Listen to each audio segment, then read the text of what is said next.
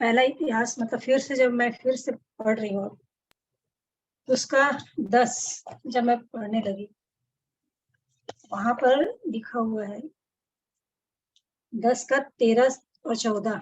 अमन बेटे पढ़ देंगे।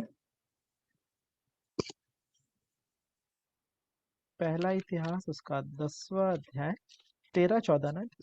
हाँ यों शाऊल उस विश्वासघात के कारण मर गया जो उसने यहोवा से किया था, क्योंकि उसने यहोवा का वचन टाल दिया था। फिर उसने भूत सिद्धि करने वाली से पूछकर सम्मति ली थी। उसने यहोवा से न पूछा था, इसलिए यहोवा ने उसे मारकर राज्य को यिशै के पुत्र दाऊद को दे दिया। बस ये वचन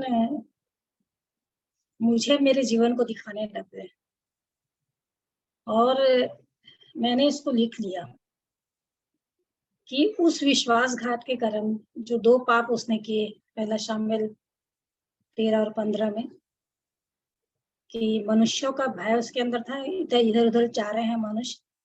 तो इसलिए मैं 7 दिन नहीं रुका और 7वें दिन ही मतलब शामिल पहुंच गए भक्त नबी, और वो तब तक अपना जो बलि चढ़ाना था कर लिए थे, जो नहीं करना था शामिल ने मना करके गए थे। लेकिन वो इधर उधर हो रहे थे, इसमें लिखा हुआ है मनुष्य। तो उस चीज को भी प्रभु बताया, दिखाया कि मनुष्यों को प्रसन्न करने वाले जीवन को देखते नहीं रहना। मैं जो कहता हूँ उसकी ओर तेरा ध्यान लगा रहना चाहिए। मत सोचना कि कौन क्या सोच रहा है, क्या बोल रहा है, वो सब बातें हटा के मेरी आवाज को सुनना और मैंने जो कह दिया उस आज्ञा को मानना। और दूसरा था कि सब को नाश कर देना, और उसने नहीं किया था। जो जो कर सकता था उसको कर दिया। वैसे ही जीवन से जो सरलता से निकल जा रही है बातें, उसको छोड़ने के लिए बड़ा ये, और जो नहीं हो रहा उसको करते ही चले जाओ और बार बार माफी मांगते जाओ। ये नहीं होना चाहिए। जब मैंने बता दिया है कि मतलब उसको भी याद दिलाते हैं प्रभु की शरीरों को जीवित पवित्र भावता हो बलिदान, मैं ये चाहता हूँ। तो हर दिन ऊपर से लेके नीचे तक तेरी आंख, तेरा कान, तेरा मुंह, तेरा सब कुछ यहूदी वही है जो मन में और हृदय में खतना जिसका हुआ है, तो हुआ है कि नहीं। और तब तेरा जो रहेगा वो मुझको अच्छा लगेगा, वो भाएगा। तो जो चीजें को नाश, जो सब चीज को नाश करना बोला था प्रभु ने, जब क्षमा कर दिया तो सब चीज निकल जाना चाहिए, मतलब सब चीज से हट जाना चाहिए। कुछ कुछ को रख करके फिर उसी में फंसे रहने का जीवन नहीं होना चाहिए करके मेरे को सिखा रहे थे। तो वो विश्वासघात के कारण मर गया। वो तो मूर्खता का काम किया ही था। शामिल बोलते हैं कि तूने ये मूर्खता का काम किया, तेरे को तुच्छ जान रहा है, पछता रहा है परमेश्वर राजा बनाने से। तो विश्वासघात करने के कारण वो मर गया। और सबसे अच्छी बात कि दाऊद को कई बार अवसर मिलता है उसको कि मार सके उसको, जबकि वो भागता रहता है। लेकिन वो कहता है, मेरे को बहुत अच्छा लगता है पहला शामिल 24 में, कि अभिषिक्त पर हाथ उठाना नहीं चाहता है। कोई भी हो, चाहे उसको पता था दुष्ट आत्मा नहीं आ गई है उसके जीवन में, लेकिन उस व्यक्ति को जिसको प्रभु ने अपने लहू से खरीद लिया, थोड़े समय के लिए ही कुछ हो गया, लेकिन उसका गिरना उठना रोमी 14 में तो लिखा हुआ है। तो प्रभु के साथ संबंध हो जाता है उसके साथ उसका फिर से। तो हम क्यों उसके विषय में बोलते रह करके खुद अपने जीवन को न्याय के पहले उसका न्याय करने लगे, प्रभु के न्याय के पहले, है ना। पहला कुरिन्थी 4 के 4-5 में लिखा है कि समय से पहले किसी का न्याय मत करो। ये सब बातें प्रभु बताते हैं। तो सच में वो आगे बढ़ जाएगा मेरे से, और मैं उसके विषय में बोल बोल करके मैं अपने जीवन को परमेश्वर की दृष्टि में बेकार कर लूंगी। तो ये सारी बातें प्रभु सिखा रहे थे। तो वो विश्वासघात करता है, जैसे यहूदा कर दिया, उजिया राजा भी किया, बहुत सारे हैं विश्वासघाती बन गए। तो मैं लिख ली हूँ क्या आज मैं भी तो यही नहीं कर रही? विश्वासघाती तो नहीं कर रही हूँ? जो कुछ दिया है विश्वास योग्य हूँ कि नहीं? विश्वासी होने से नहीं, विश्वास योग्यता है कि नहीं? जो भैया उस दिन बोल रहे थे, प्रभु के दास शेखर भैया, जो मिला है उस काम को ईमानदारी से कर रहे कि नहीं? तो वाकई में जो मिला है, मैं जानती हूँ शरीर में तकलीफ होती रहती, लेकिन प्रभु ने जो दिया है उसको मुझे करना, क्योंकि मुझको अपना हिसाब देना है। कोई देखे मत देखे, लेकिन वो मेरे को देख रहे हैं, तो मुझे तो करना है। और इसमें कोई अपनी बुराई नहीं, परंतु प्रभु को महिमा मिले हर एक बातों में। फिर दूसरा लिखा है, यहोवा का वचन टाल दिया। परमेश्वर ने कहा उससे और उस वचन को टाल दिया। मैंने फिर लिखा है, पहले मैंने क्या क्या उससे कहा था और क्या क्या मैंने वचन के अनुसार दिया था। आज कहीं पीछे तो नहीं हो रही है ना? वचन जो मेरे से बात कर रहा है उसके अनुसार भी मैं जबकि बताई वचन 2 वचन से 2 3 और 4 से नीति वचन से, तो वो वचन मेरे हृदय में ऐसे बस जाना चाहिए कि समय पर वो मुझे बिल्कुल चिताए। अभी हेमंत भैया बहुत अच्छा बताया, जो दुष्टों की युक्ति पर नहीं चलता और ये पापियों, सच में ऐसा होने वाले लोगों के बीच से उसी समय पवित्र आत्मा बताता है, हट यहाँ से। उनको प्रसन्न नहीं करना कि उनके संग सहभागी होकर के उनके क्या बोलते हैं, ये सब चलता रहता है, क्रिकेट विकेट, इतना मन और इतना ध्यान, बड़ा दुख होता है। तब मैं सोचती हूँ कि हे पवित्र आत्मा, आप इनके जीवन में है कि नहीं है पता नहीं, और ये सब बात करके व्यर्थ वेस्ट टाइम कर रहे हैं, तो क्या मतलब है? क्या आप चिताते नहीं हैं? और मैं अपने आप को जांचती रहती हूँ, मैं देखते रहती हूँ। मैं नहीं बोलती कि मैं अच्छी हूँ करके, पर मैं जांचती हूँ अपने आप को। कई बार होता रहता है, चलता रहता है कुछ, पर कान से तो सुनते रहती हूँ, पर समझ में तो उतना आता नहीं। लेकिन ठीक है, लेकिन अपना मन और ध्यान तो मैं हटा के रखे रहती हूँ। मेरा अपना मोबाइल में जो है उसको मैं सुनती हूँ, देखते रहती हूँ। प्रभु का धन्यवाद करती कि उसने मेरे को बनाना शुरू किया, इसलिए मैं पीछे नहीं हटती, कुछ भी हो जाए।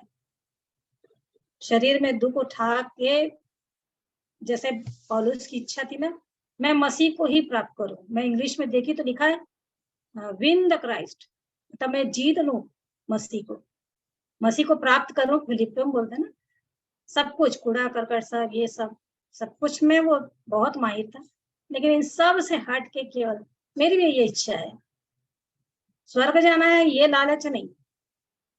सब कुछ पा करके स्वर्ग जाके यीशु मसीह नहीं मिले, क्या मतलब मेरा मतलब ये नहीं कि स्वर्ग में यीशु मसीह नहीं है, यीशु मसीह है, लेकिन यही सब कुछ अच्छा करके अपने जीवन के लिए बटोर करके मैं यदि कुछ नहीं पाऊं प्रभु यीशु मसीह को, तो मेरे को तो उससे इतना प्यार इतना प्यार हो जाना चाहिए, मैं बता नहीं सकती। कि जब भी वचन सुन किसी का भी, चाहे गीत हो स्तुति हो, भावना में नहीं, सच में उसका दुख और दर्द कैसे वो बहुत अजीब लगता है। अभी तो और इन बातों को मैं सोचती हूँ कि वो चंद्रयान जो 14 तारीख को निकला है, इतना इतना ऊंचा है परमेश्वर का स्वर्ग। मैं हैरान हो जाती हूँ, वो कब पहुंचेगा? इतना लंबाई उस स्वर्ग की अभी तक पहुंचे ही नहीं। दिन रात इतनी स्पीड में, मैं बोली मेरी समझ से परे है परमेश्वर पिता, मेरे को समझ में नहीं आता कुछ भी। बस आपका प्यार ही दिखता रहता है बस, और क्या है, आप क्या कैसे करते हैं ये पता नहीं क्या है। और कितना दिन लगेगा, 23 अगस्त को शायद पहुंचने वाला है, ऐसा सुनी हूं मैं। अद्भुत लगता है, बार बार सोचती रहती हूँ वाकई में परमेश्वर का काम कैसा है। तो ये वचन को टाल दिए, तो वचन को टालना नहीं, मेरे मुंह से निकली वही बातें हैं, ये तुच्छ मत समझना। नीति वचन 13:13, तो ये सब कुछ प्रभु ना हृदय में बसा दिए हैं ना, तो एक भय उसका जो रहता है अंदर, वो मेरे को चलाता रहता है। फिर उसके बाद लिखा है कि उसने भूत सिद्धि करने वालों को पूछकर सम्मति दी थी, भूत सिद्धि से सम्मति दी थी। पहला शामिल 28:3, उसको मैं जरूर से पढ़ना चाहूंगी। इस बात को भी वचन से दिखाया प्रभु ने। पहला शामुएल 28, उसका 3, शामुएल तो मर गया था और समस्त इस्राएलों ने उसके विषय छाती पीटी और उसको उसके नगर रामा में मिट्टी दी थी। और शाऊल ने ओझों और भूत सिद्धि करने वालों को देश से निकाल दिया। सोच लीजिए कि जिनको वो पसंद नहीं करता था, उनको जो परमेश्वर मना किए थे ये सब चीजों से, इन बातों से, तो उनको निकाल दिया था। और उसके बाद 4 पद से जब आप लोग जानते हैं सब लोग, फिर वही काम करता है। वाकई में यदि मेरे जीवन से प्रभु ने इन सारी बातों को निकालने के लिए कह दिया है, तो मैं फिर पीछे मुड़ करके क्यों उसको, वो तो उसी तरह हो गया, कुत्ता अपनी छांट को और धोई सुवर्णी मिट्टी में लौटने को चली जाती, कीचड़ में लौटने। तो फिर क्या मतलब, और जिस चीज से घृणा करता है परमेश्वर, वही काम को ये करता है। 4 से आगे के 28 के 4 से आगे पद में लिखा हुआ है। और उसके बाद लिखा है, यहोवा से न पूछा था। सच बात है। गिनती 14 की एक बात याद आ रही है मेरे को अभी। गिनती 14 में एक है जो उसमें बहुत सारे काम इजरायलियों ने किए। बहुत दुख होता है कि उनकी आंख के सामने सब कुछ होता रहा। बहुत सारे 18, 19, 20 ठोक निकल जाएंगे, मैं तो निकाल के देखी। चिल्ला रही है, रो रहे हैं, बुड़बुड़ा रहे हैं, कितना हम क्यों यहाँ ले आया है परमेश्वर यहोवा हमको। 3 में मतलब नहीं बताना चाह रही हूँ, पूरा पढ़ ही लीजिएगा। देश में हम लोग जहाँ थे वहीं क्यों नहीं मर गए। हमारी स्त्रियां बाल बच्चे में लूट में चले जाएंगे, मिस्र में लौट चलते हैं, प्रधान बना लेते हैं, मिस्र को चले जाते, सब कुछ बोलते बोलते इतना ज्यादा यहोवा बोलते, बलवा कर रहे हो यहोवा के विरोध, काले बोलने लगे, तिरस्कार करते हो, विश्वास नहीं करते हो, और तुम लोग 10 बार मेरी परीक्षा कर लिए, अपमान किए, तुच्छ समझते हो, बड़बड़ाते रहते हो, मैं सुनता रहता हूँ। ऐसा करते करते बाद में लास्ट में 28 में देखिए, गिनती 14 का 28, सो उनसे कह कि यहोवा की यह वाणी है कि मेरे जीवन की शपथ, जो बातें तुमने मेरे सुनते कही हैं, निसंदेह मैं उसी के अनुसार तुम्हारे साथ व्यवहार करूंगा। इन लोग इतनी बातें बोल लिए, उन लोगों को इतना भी एहसास नहीं हुआ वो परमेश्वर हम यहोवा हमको निकाल के लाया, खाना खिला रहा, मन्ना खिला रहा है, पानी पिला रहा है, आग और बादल सब कुछ सहूलियत, कपड़े पुराने नहीं, जूते भी वैसे की वैसे, सब कुछ अच्छा अच्छा अच्छा। फिर भी ऐसी सी बात, तो उन लोग तो मूसा और हारून पे बोले जा रहे हैं, लेकिन ये तो परमेश्वर सुन रहे। आज भी यदि मेरे मुंह से निकली वही बातें ऐसी कुछ है, तो मैं किसी को कह रही हूँ वो तो है ही, लेकिन वो परमेश्वर सुन रहे हैं मेरी। तो बोले तुम्हारे मुंह शपथ की बातें तुमने जो मेरे सुनते कही, मैं उसी के अनुसार तुम्हारे साथ व्यवहार करूंगा। चलो तुम लोग ये बात बोल रहे हो ना, बड़बड़ा रहे हो, ऐसा ऐसा ऐसा, अब तुम जो बोल रहे हो वाकई मैं वैसे ही करूंगा।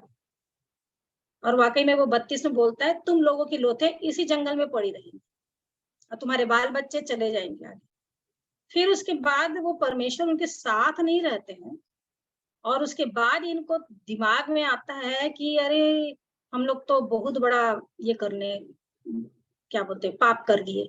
अब उसके बाद 40 में देखिए, बिहान को सवेरे उठकर यह कहते हुए पहाड़ की चोटी पर चढ़ने लगे कि हमने पाप किया है, परंतु अब तैयार है। तो इतने दिन तक, इतने देर तक क्या क्या क्या क्या तुम लोगों ने बोला, वो परमेश्वर ने सुना।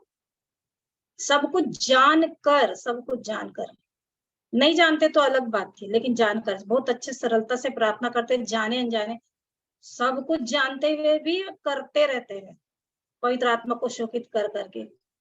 परंतु अब तैयार हैं उस स्थान को जाने के लिए जिसके विषय में यहोवा ने वचन दिया था। अब बोल रहे, तब फिर मूसा 41 में बोलते हैं, तुम यहोवा की आज्ञा का उल्लंघन क्यों करते हो, यह सफल नहीं होगा। यहोवा तुम्हारे मध्य में नहीं, मत चढ़ो, नहीं तो शत्रुओं से हार जाओ। प्रभु ने बताया, यदि मैं तुम्हारे मध्य में, तेरे बीच में हूँ, तेरे साथ हूँ, तभी तू शत्रुओं से जीतेगी, नहीं तो नहीं। कुछ भी कर ले, वचन इतना याद कर ले, प्रार्थना कर ले, सब कुछ कर ले, लेकिन मैं नहीं हूं ना, तो तेरा लड़ाई तो फिर कोई लड़ने वाला ही नहीं है, तू हार वार के बैठ जाएगी।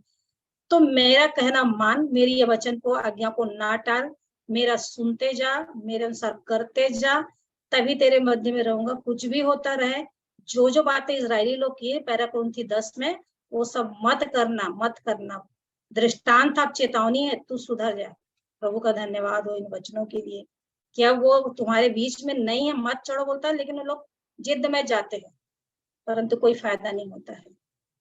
और एक और अच्छी बात यहीं पर 14 के मैं 8 को बताना चाहूंगी कि उसमें लिखा हुआ है कि यदि यहोवा हमसे प्रसन्न हो, बस इतना सही प्रभु ने बताया कि मेरे को प्रसन्न करने वाला जीवन तेरा है कि नहीं। जिससे मैं घृणा करता हूं उसे तू घृणा कर, जो चीज मैं पसंद करता हूँ वो काम करते जा। प्रभु का धन्यवाद हो इन बातों के लिए, इन वचनों के लिए। और फिर उसके बाद यहोवा से नहीं पूछा, बिना पूछे, कई बार होता है। दाऊद के विषय में पढ़ेंगे तो बार बार मैं इस चीज को देखी हूँ, वो हमेशा लड़ाई जाने के पहले पूछता था, जाऊं? हाँ जा। जाऊं? नहीं, मत जा। बिल्कुल परमेश्वर से परमिशन लेते थे। और उसके बाद लिखा हुआ है कि दाऊद ने उसे मारकर, यहोवा ने उसे मारकर राज्य को ईशे के पुत्र दाऊद को दे दिया। तो वाकई में यहोवा ने ही, दाऊद को मारने की आवश्यकता नहीं पड़ी, परमेश्वर ही उसका पलटा ले लिए। तो पलटा लेना तो मुझे करना ही नहीं है, मेरे को बदला लेना ही नहीं किसी से, लेकिन जो जो प्रभु मेरे कह रहे हैं वो मेरे को करना है। तो प्रभु का धन्यवाद करती हूँ वचनों के लिए कि 4 बातों को उसने बताया। विश्वासघात किया, वचन का टालना हुआ, भूत सिद्धि वालों से, मतलब दूसरों से, वो जिसको परमेश्वर ने मना किया था काम किया, और यहोवा से पूछा भी नहीं था। तो प्रभु ने मुझे सिखाया है, कि इससे मैं प्रभु का बहुत धन्यवाद देती हूँ कि इन वचनों के द्वारा मैं हमेशा उसके भय में बनी रहूं और उसके लिए ही तैयार पाई जाऊं। प्रभु का धन्यवाद हो। आप सबों को शालोम।